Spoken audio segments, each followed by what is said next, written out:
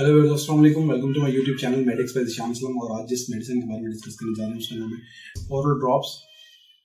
इस वीडियो में मैं डिस्कस करूंगा उसके इस्तेमाल, इसको क्यों दिया जाता है, इसको किस लिए इस्तेमाल किया जाता है, इसकी डोजेज और इसके साइड इफेक्ट्स। लेकिन सबसे पहले अगर आपने मेरे चैनल को सब्सक्राइब नहीं किया तो अभी मेरे चैनल को सब्सक्राइब करें ताकि मेरी वीडियोज़ को देख सकें इसे। डी-मैक्स एक ऐसी मेडिसिन है जिसे डॉक्टर विटामिन डी, कैल्शियम और फास्फोरस की डेफिशिएंसी को ट्रीट करने के लिए प्रिस्क्राइब करते हैं। इसके अलावा इस मेडिसिन को ऑस्टियोपोरोसिस और बोन डिसऑर्डर के ट्रीटमेंट के लिए भी यूज़ किया जाता है। और इसका तीसरा यूज़ ये है कि इसे ओल्ड एज में जब विटामिन डी की रिक्वायरमेंट हाई होती है तो डॉक्टर तब भी इसे रिकमेंड करते हैं। साथ ही साथ इसे ऐसे पेशेंट्स को भी दिया जाता है जिनकी हड्डी टूटी और वो हड्डी जुड़ने के प्रोसेस में हो, तो उस प्रोसेस को स्पीड अप करने के लिए भी इस मेडिसिन को यूज़ किया जाता है। अगर हम विटामिन डी की डेफिशिएंसी की रीजंस की बात करें तो उसके दो बेसिक रीजन है। सबसे पहला रीजन उसका ये है कि हमारी खुराक यानी हमारी फूड जो है वो डाइट हमारी अच्छी नहीं है या फिर वो प्योर नहीं है।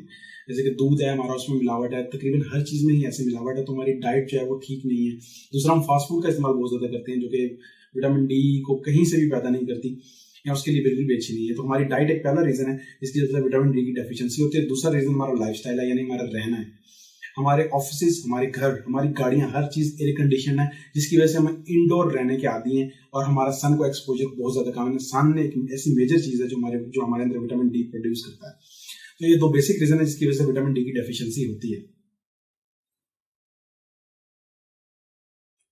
छोटे बच्चे जो बिल्कुल इन्फेंट्स होते हैं उनके लिए इसकी डोज, रिकमेंडेड डोजेज 1 ड्रॉप है पर डे।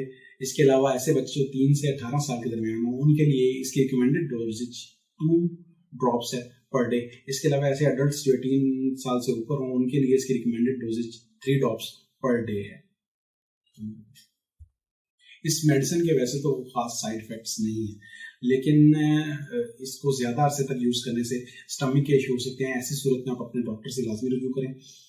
इसको प्रेगनेंसी में भी यूज़ किया जा सकता है, लेकिन इसको हमेशा जब भी प्रेगनेंसी में यूज़ करें, इसी कोशिश यही करें कि डॉक्टर की सुपरविजन के अंदर यूज़ करें, क्योंकि इसको ज़्यादा यूज़ करने से ये प्रेगनेंसी में खतरनाक हो सकती है। इस वीडियो के अंदर मैं आपको कुछ ऐसी चीज़ें बताना चाहूँगा जो कि विटामिन डी की डेफिशिएंसी को रोकने के लिए बहुत ज़्यादा अच्छी हैं, जिसमें एक तो बेसिक चीज़ है वो डाइट है। अगर हम डाइट में इन 2-3 चीज़ों का इस्तेमाल करें तो हम विटामिन डी की डेफिशिएंसी से बच सकते हैं। जिसमें पहली चीज़ एग्स का इस्तेमाल है, दूसरी चीज़ चीज़ है। चीज़ का अगर हम इस्तेमाल करें तो वो भी विटामिन डी के लिए बहुत अच्छी है। इसके अलावा फिश जो है वो बहुत ज़्यादा अच्छी है विटामिन डी के लिए, आप उसको रेगुलर खाने में इस्तेमाल करें। इसके अलावा एक और चीज़ जो एक हैबिट जो हम अपना सकते हैं वो ये है कि अगर हम अपने आप को सन का एक्सपोजर थोड़ा सा ज़्यादा दें, यानी 2 दिन में आप कम से कम अगर 15 से 20 मिनट भी अपनी स्किन को एक्सपोजर दें सन का, तो हम विटामिन डी की डेफिशिएंसी को ख़त्म कर सकते हैं या कम कर सकते हैं। ये चीज़ें अगर हम अपनी हैबिट में अपना लें तो ये हमें विटामिन डी की डेफिशिएंसी से बचा सकती है। अगर आपको मेरी वीडियो आज की अच्छी लगी हो तो मेरी वीडियो को लाइक और शेयर जरूर कीजिएगा, और साथ ही साथ अगर आपको इससे रिलेटेड कोई क्वेश्चन हो तो उसे कमेंट जरूर करिएगा। और साथ ही साथ मेरी वीडियो पैराग्लोबुलिन डी जो कि मैंने विटामिन डी के टॉपिक पर ही बनाई है, इसमें कुछ और चीज़ें हैं जो उसमें इस वीडियो में डिस्कस की गई, तो उस वीडियो को भी जरूर देखिएगा। अगली वीडियो तक अल्लाह हाफिज़।